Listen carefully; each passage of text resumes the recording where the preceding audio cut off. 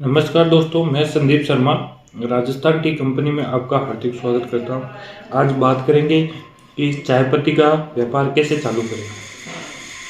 चाय पत्ती का व्यापार दो तरीके से आप चालू कर सकते हैं। एक तो लूज चाय का व्यापार कर सकते हैं। एक दूसरा चाय पत्ती का अपना ब्रांड बना के भी आप व्यापार कर सकते हैं।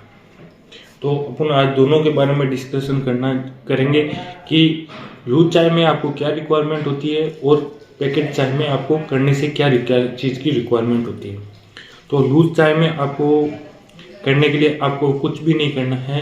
लूज चाय आपको खरीदनी है और डायरेक्टली अपने कस्टमर को देनी है।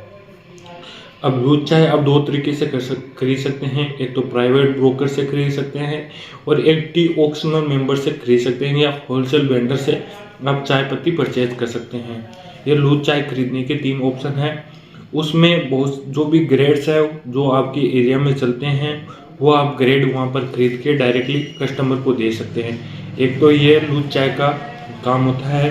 दूसरा, चाय पत्ती का अगर आपको काम कर रहे हैं तो उसमें एक दूसरा अपने पैकेट को बना के, अपने नाम से पैकेट बना के उसके नाम से भी आप चाय पत्ती का व्यापार कर सकते हैं। पैकेट को चलाने के लिए थोड़ी सी लीगल डॉक्यूमेंट्स ज़्यादा रिक्वायरमेंट होते हैं। उसके कुछ लाइसेंस होते हैं जो कि आपको चाहिए। अब लूज चाय में आपको लाइसेंस की बात करें तो इसमें बेसिकली दो ही लाइसेंस की आवश्यकता होती है। एक तो आपके पास या तो जीएसटी नंबर होना चाहिए या कोई कंपनी होनी चाहिए। उसके साथ लूज चाय में नॉर्मल लाइसेंस, फूड लाइसेंस जो फसाई लाइसेंस होता है वो नॉर्मल लाइसेंस भी यहाँ पर चल जाता है।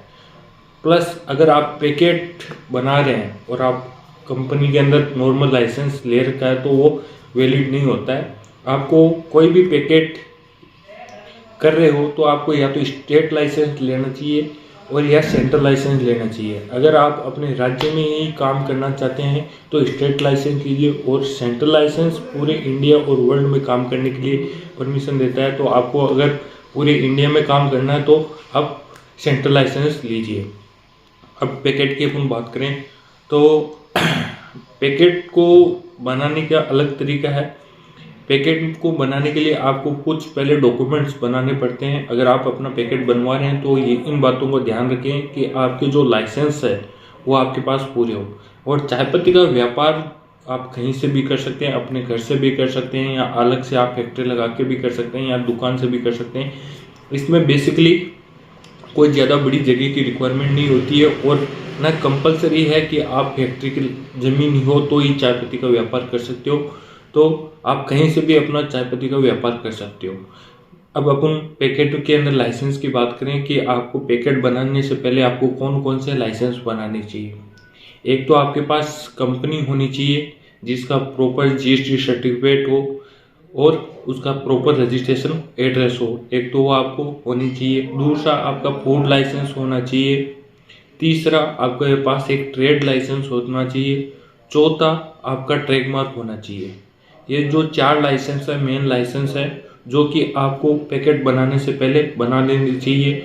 उसके बाद में आप लूज चाय के बारे में खरीद सकते हैं या लूज चाय आप परचेज कर सकते हैं। लूज चाय कैसे परचेज करते हैं वो भी मैं आपको बताऊंगा। अब आपको चाय पत्ती का व्यापार कर रहे हैं तो आपको ये पता होना चाहिए कि चाय पत्ती कहाँ बनती है, चाय पत्ती का उत्पादन कहाँ होता है, चाय पत्ती का रॉ मटेरियल कहाँ होता है।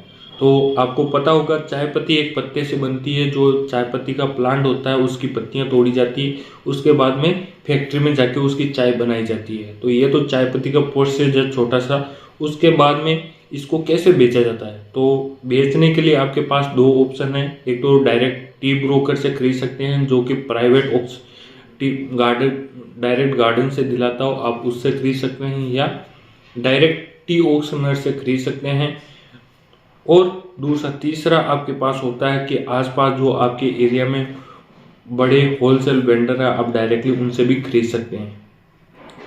ये तो चाय पत्ती खरीद। अब चाय पत्ती में कितने ग्रेड होते हैं। चाय पत्ती ग्रेड की बात करें तो इसमें 16 ग्रेड होते हैं। 8 प्राइमरी ग्रेड होते हैं और 8 ही सेकेंडरी ग्रेड होते हैं। तो 16 ग्रेड टोटल होती है।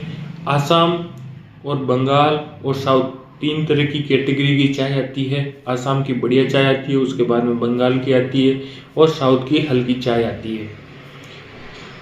चाय पत्ती का पाउच की बात करें तो चाय पत्ती के आपके डॉक्यूमेंट होने के बाद में आपको डिज़ाइन बनवानी पड़ती है। डिज़ाइन बनाने के बाद में उसका सिलेंडर बनता है। सिलेंडर के बाद में आपकी प्रिंटिंग होती है। अगर आपको चाय पत्ती के पाउच बनाने का प्रोसेस जानना है, कितनी डिटेल में जाननी है, तो नीचे वीडियो दिया हुआ है, तो आप डिस्क्रिप्शन में देख के वीडियो देख सकते हैं। और चाय पत्ती का पाउच बनने के बाद में आपकी रॉ मटेरियल की आवश्यकता होती है। आपको जो क्वालिटी चाहिए वो कैसे परचेज करें, तो चाय पत्ती को परचेज करने से पहले आपको सैंपल मंगाने चाहिए। रेगुलर आप सैंपल मंगवाएं, उसकी टेस्टिंग करें, फिर आप चाय पत्ती खरीदें। जो आपके एरिया में चल रही है वही चाय पत्ती खरीदें, इसके अलावा दूसरी चाय पत्ती ना खरीदें। चाय पत्ती खरीदने के बाद में उसको आपको मशीनरी की आवश्यकता होती है। जो कि कौन कौन सी मशीनरी लगती है उसके बारे में बात करते हैं।